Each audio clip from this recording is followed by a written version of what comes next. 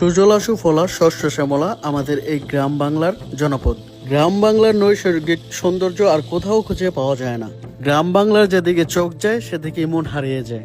বৈচিত্র্যময় নৈসর্গিক সৌন্দর্যের ভরপুর এই বাংলার প্রতিটি গ্রাম, ঠিক তেমনই আমাদের ভারকাউনিয়া গ্রামটিও। এটি কুমিল্লা জেলার তিতাস উপজেলার সাতানি ইউনিয়নে অবস্থিত। পাশেই বয়ে গেছে কাঠালিয়া নদী, যার শাখা নদী বয়ে গেছে আমাদের গ্রামের গা ঘেঁষে। আর এই নদীটির জন্য আমাদের গ্রামের সৌন্দর্য বৃদ্ধি পায় দ্বিগুণ। চলুন এবার পাখির চোখে দেখে আসি সেই সুন্দর গ্রামটি।